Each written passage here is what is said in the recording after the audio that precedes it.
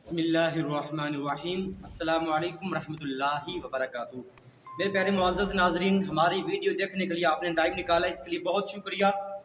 آج کی جو ویڈیو ہے وہ ہے لاہور کے اندر ایک مزار ہے بی بی پاک دامن کا۔ اس حوالے سے آج کی ویڈیو یہ بڑی اہم ویڈیو ہے اور یہ بہت مختصر سی ویڈیو ہے۔ اس حوالے سے بہت سے شبہات دور ہوں گے۔ میرے پیارے معزز ناظرین، سب سے پہلے آپ یہ والی پکچر دیکھیں اور آپ نے جو یہ قبریں دیکھی ہیں، یہ قبر مشہور ہے اس نام سے کہ لاہور کے اندر بی بی پاک دامن، اور اس حوالے سے بالخصوص وہ شیعہ مذہب کے یا پھر اہل سنت کے حوالے سے بھی بعض افراد اپنی منتیں وہاں پہ مانتے ہیں، پوری کرنے جاتے ہیں، اور یہ ایک نظریہ رکھتے ہیں کہ یہ مولا علی کی بیٹیاں تھیں۔ اس حوالے سے آج کا پیغام سنیں۔ میرے پیارے معزز ناظرین، سب سے پہلے ہم یہ جان لیتے ہیں کہ آیا کہ یہ واقعتاً ہی اہل بیت کے گھرانے سے یہ خواتین کی قبریں ہیں یا ویسے یہ مزار بن گیا ہے؟ اس کی تاریخ کے حوالے سے میں آپ کو بتاتا چلوں میرے پیارے بھائیوں کہ یہ اس حوالے سے تاریخ یہ بتاتی ہے کہ جناب جو ہمارے یہ جاہل قسم کے لوگ جو وہاں پہ منتے مانتے، یہ پہلے ان کا نہ پیغام لو جی مشہور یہ کہہ دیا گیا کہ جناب یہ کربلا کے بعد یہ 6 یا 7 عورتیں تھیں، مولا علی کی بیٹیاں تھیں، اور یہ چلتی ہوئی یہ جناب اونٹ پہ لاہور پہنچی، وہاں پہ جناب یہ ان کا وصال ہوا اور 1 یا 2 خواتین کا پردہ وہ قبر سے ذرا باہر رہ گیا، تو پھر جناب لوگ آنے لگے تو وہ پردہ انہوں نے اندر کھینچ لیا۔ اس طرح کی من گھڑت یہ باتیں بڑی یہ مشہور ہے۔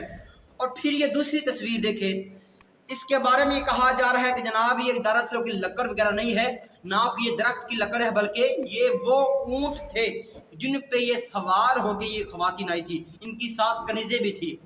تو میرے پیارے معزز ناظرین، ذرا عقل کے دائرے میں رہ کے ذرا آپ یہ سوچیں کیا کہ مولا علی کی جو بیٹیاں تھی کیا وہ اپنے محارم کے بغیر کربلا کے بعد لاہور میں آ گئی؟ کتنی یہ من گھڑت بات یہ منسوب کر دی گئی ہے ہمارے سوسائٹی معاشرے کے اندر کہ جناب یہ بی بی پاک دامن کا جو مزار ہے دار حقیقت مولا علی کی بیٹیاں تھیں۔ میرے پیارے معزز ناظرین، یہ وہ چیزیں ہیں جو ہماری معاشرے میں مشہور کر دی گئی ہیں جن کی حقیقت تک نہیں ہے۔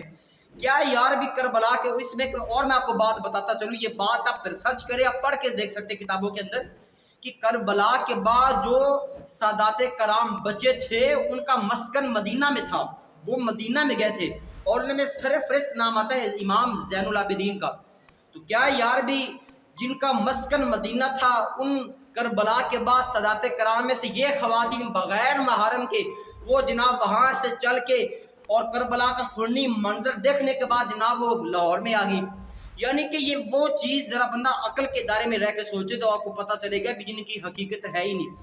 یہ چیزیں ہمارے معاشرے میں لوگوں نے غلط پھیلا دی ہے، جن کے تاریخ کے حوالے سے بھی یہ کوئی چیز اس طرح کی نہیں ملتی۔ اور دوسری بات میرے پیارے معزز ناظرین، یہ بھی بات یاد رکھے کہ جو لوگ یہ بات کہتے ہیں جناب یہ والے اونٹ ہے اور یہ کوئی لکڑ نہیں ہے، اب جو لوگ جاتے ہیں انہوں نے دیکھا بھی ابھی ہے ہی لکڑ، ایک چیز نظر بھی آ رہی ہے۔ تو میرے پیارے معزز ناظرین، تو پھر اس طرح کی بے وقوفانہ بات کرنا کہ جناب یہ وہ اونٹ تھے یا اونٹنیاں تھے جن پہ یہ خواتین یا پاک دامن بیبیاں سوار ہو کے آئی، تو اس طرح کی چیزیں منسوخ کرنا ہمارے معاشرے میں یہ بہت بری بات ہے۔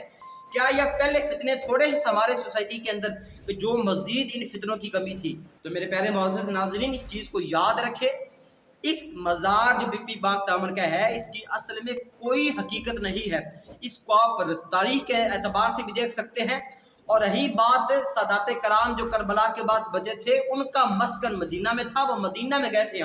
ہاں مدینہ میں جانے کے بعد کچھ سادات کرام ایسے تھے جو ایران یا عراق کی پٹی میں وہ جا کر آباد ہوئے، تو ان کا پھر جناب اس طرح کی کربلا کے بعد بیویوں کا لاہور میں آنا یہ صرف من گھڑت ہے، اس کی اصل میں کوئی حقیقت نہیں ہے۔ تو اس حوالے سے یہ آج کا میرا میسیج تھا۔ تو میرے پیارے معزز ناظرین، اس طرح کی جو غلط چیزیں ہمارے معاشرے میں پائی گئی ہے، اس طرح کی چیزوں کا اگر ہم بائیکاٹ کریں گے تو پھر ہی ہمارا معاشرہ اچھے رستے پہ گامزن ہو سکتا ہے۔ اللہ تبارک و تعالیٰ سے دعا ہے کہ جو لوگ ایسی مان گھڑت چیزیں وہ شائع کرتے ہیں یا جن کی تشہیر کرتے ہیں، اللہ تبارک و تعالیٰ ان کو عقل سلیم عطا فرمائے۔ ہماری اس ویڈیو کو لائک، شیئر اور چینل کو ضرور سبسکرائب فرما دے۔ آمین وما علیہ الا البلاغ المبین۔